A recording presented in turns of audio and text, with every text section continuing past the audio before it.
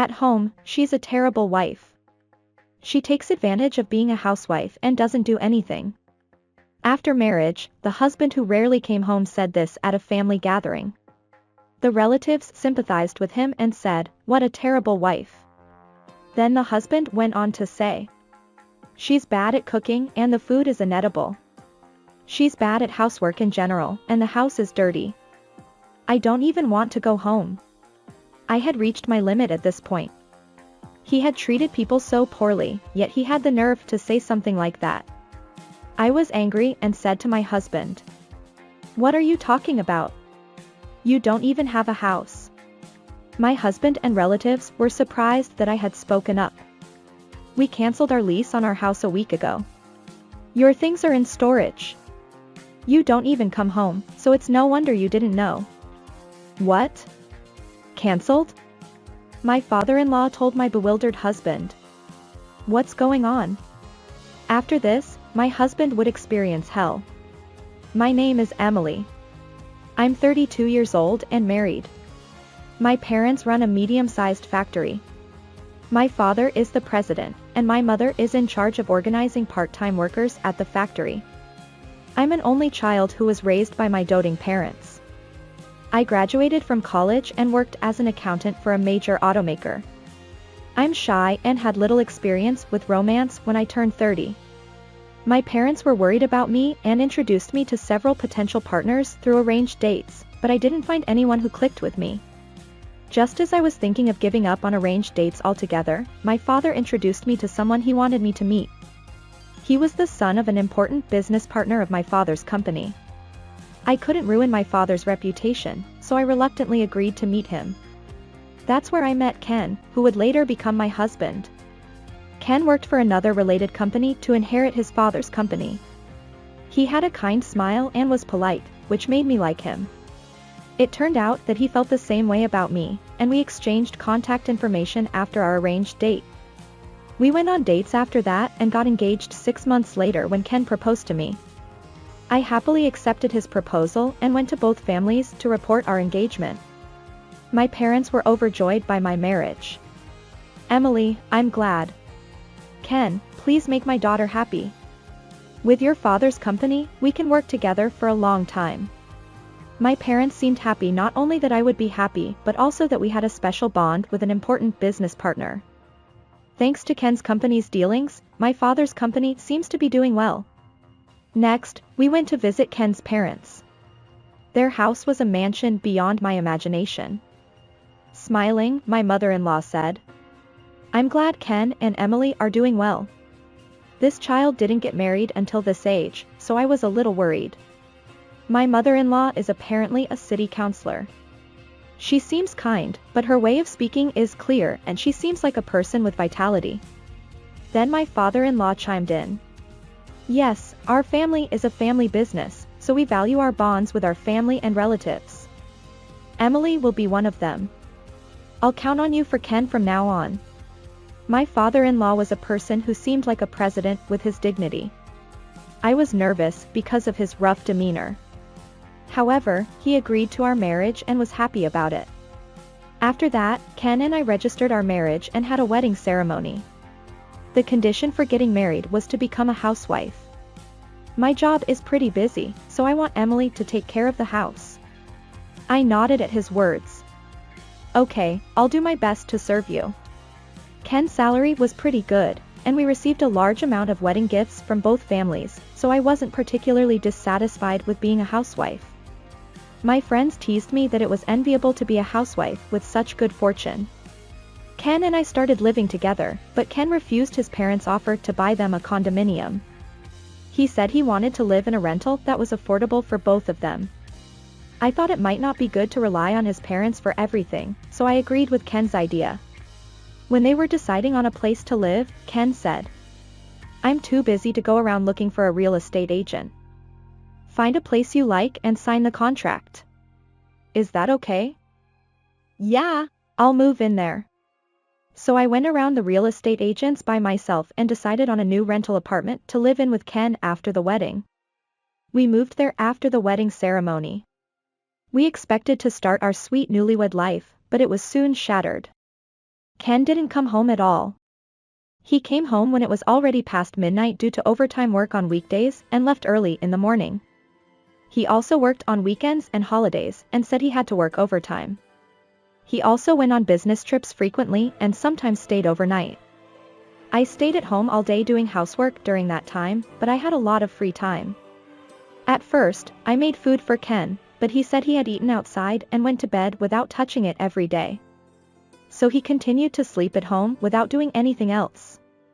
I gradually began to feel empty about such days. Is this what marriage is like? I did decide to support Ken, but this isn't good. After thinking that way, 3 months after the wedding, I decided to talk to Ken. Hey, Ken, are you really that busy with work? We don't have any time as a couple. Then Ken answered with a tired expression while loosening his tie. Yeah, I'm busy with work. Can't you see that I'm tired? I understand that. Then don't say anything unnecessary. I'm working hard to earn our living expenses. When he said that, I couldn't say anything. Certainly, Ken gave me more than enough living expenses every month. Since he was supporting me, I couldn't complain about his work. At that time, Thanksgiving Day was approaching. So I asked Ken, don't we have any gatherings or anything during Thanksgiving Day? Don't we have to visit your parents' house? Then Ken replied, no, it's okay. Besides, I have work too, and my father goes on a trip every year. But are you sure it's okay? I'm saying it's okay. We also sent them gifts for the summer greeting season, so it's fine. Ken said that in an annoying tone and went straight to the bedroom. At that time too, I could only stare at his back without saying anything. Time passed, and around the time Thanksgiving was over, I received a phone call. Hello, is this Emily? It was my father-in-law. Yes, father-in-law. It's been a while. I can't believe you didn't show up at the family gathering for Thanksgiving. What? I told you that we value our bonds with family and relatives. You're married now, so you should show up and help out. I was criticized without any explanation, and my mind went blank. I didn't even know there was a gathering for Thanksgiving, and Ken had told his parents that they were going on a trip. I'm sorry, father-in-law, but I don't want to hear your excuses. I asked Ken, and he said you're not even doing housework properly. What? I was at home all day and did housework perfectly. Did Ken really tell his father that?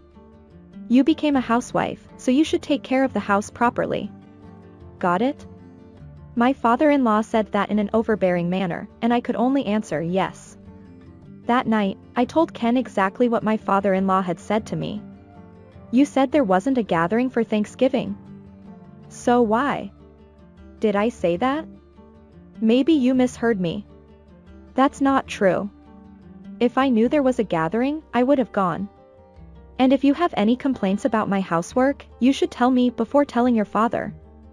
I pleaded with him in tears, but Ken just laughed. You're just lazing around at home all day. What are you talking about? I'm trying my best to do housework perfectly while you're not here. I don't know. You're probably just playing around with my money. That's not true. Ken looked at me coldly and left immediately. After that, Ken's attitude became even colder. He stopped coming home altogether. When I contacted him, he only said he was working. It was strange that he didn't come home at all. Something was definitely wrong. Ken must be hiding something from me.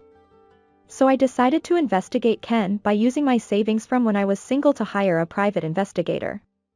The seasons passed, and before I knew it, New Year's Day was approaching.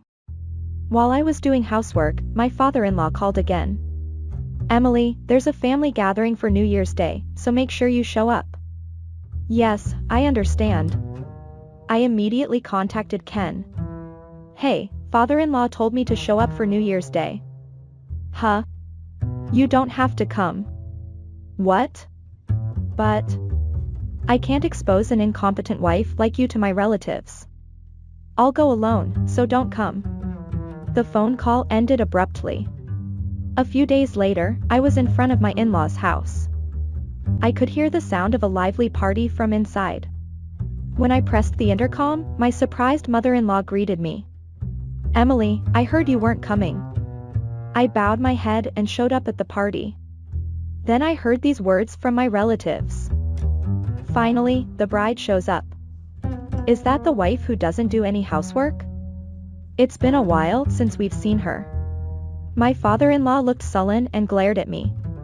Ken, who was drinking with his relatives, was stunned when he saw me. He probably didn't expect me to show up here.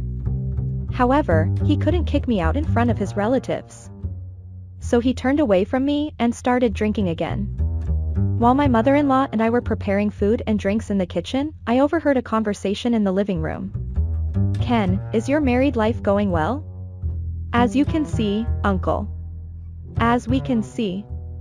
She's a terrible wife who takes advantage of being a housewife and doesn't do anything." I could hear Ken's arrogant voice. The relatives sympathized with him and said, "What a terrible wife." Then Ken went on to say, "She's bad at cooking and the food is inedible. She's bad at housework in general and the house is dirty. I don't even want to go home." I had reached my limit at this point. He had treated people so poorly, yet he had the nerve to say something like that. I moved to the living room and said to Ken, "What are you talking about? You don't even have a house." I intervened in the conversation, and my husband and relatives looked surprised. "What? I don't even have a house." When Ken told me that in a panic, I calmly replied, "I canceled our lease on our house a week ago. Your things are in storage. You don't even come home, so it's no wonder you didn't know." Yes, I had canceled our lease on our house and started living alone. "What? Canceled?" Ken's eyes widened as his father told him. "What does that mean?" Ken still couldn't believe what was happening and couldn't say anything. So I turned to my father-in-law. "Ken has hardly come home since we got married. He hasn't even eaten my cooking once. He hasn't set foot in our home for months." Then my father-in-law raised his eyebrows. "What? Then where has Ken been sleeping? He seems to be living with his mistress. Right, Ken?" "What?" The relatives were murmuring. Ken blushed and said, "You're making things up. I just slept at the office. You're neglecting me because I'm busy, you worthless wife." Then my father-in-law said something like this. "Ken also said that, Emily. What are you thinking? Canceling the lease on the house without permission and making up lies about cheating." The relatives also said, "What a terrible wife. Poor Ken." Then I took an envelope out of my bag and dumped its contents on the spot. Inside were numerous photos of evidence of Ken's infidelity. Ken was smiling as he linked arms with a flashy woman and entered shady places and the woman's house. My father-in-law was staring at them intently. I told my husband firmly, "The evidence is there. Why don't you explain it to everyone yourself?" As Ken looked at the photos, his face turned pale. "That's not true." Then my mother-in-law, who had somehow appeared next to me, told him in a low voice, "Ken, tell us the truth." Ken seemed to give up and began to speak reluctantly. "I've been involved with her since before we got married. She's a woman I met at a nightclub. We love each other." The relatives were murmuring. Then I said, "That's why you didn't come home, because you were going to her house. So why did you marry me?" Father and mother would never approve of me marrying a woman from a nightclub. I thought I could reassure them by marrying a subcontractor's daughter. Despite my anger, I asked him another question. "Why did you badmouth me to your relatives and father-in-law?" "I thought it would make it easier to get divorced. I really wanted to be with her. I wanted to dump you from the beginning. But people wouldn't understand if there wasn't a reason." I was about to open my mouth in anger when there was a loud noise. My mother-in-law had slapped Ken in the face. "Mother, you're saying nothing but selfish things. What do you think marriage, Emily, is?" Then my father-in-law stood up and told him, "Ken, you're a shameful son.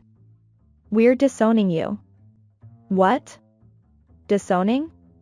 But I'm going to inherit your company, aren't I? We're not going to let that happen. Don't ever show your face in front of us again. Apologize to Emily too. Then Ken knelt down in front of me. Emily, I'm sorry. Please tell father and mother that you forgive me. I shouted at him loudly. I won't forgive you. We're getting divorced. We'll take plenty of compensation for damages. And good luck with your mistress, you scumbag. After that, Ken was kicked out by his father and relatives and left crying. On the other hand, I apologized many times to my in-laws and relatives. I got their promise that they would continue doing business with my family. Later, Ken and I divorced and I was able to win a large amount of compensation for damages. My in-laws gave me several $10,000 as compensation for causing trouble, so I decided to accept it. As for Ken, he was literally disowned by his parents and lost his future position as president. Moreover, he was hired by his father-in-law through connections. He lied so he could spend time with his mistress even though he couldn't do his job well.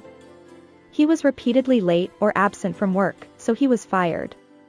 Ken lost both his future and income at once. He was even dumped by his mistress. Now he lives alone in a shabby apartment and is desperately looking for work. Even after hearing that, I have no sympathy for him. Rather, I feel like he got what he deserved. As for me, I returned to work while living alone. Thanks to various compensation for damages, I won't have any trouble living for a while. Next time, I plan to go overseas for a change of pace. From now on, I want to live brightly while valuing myself.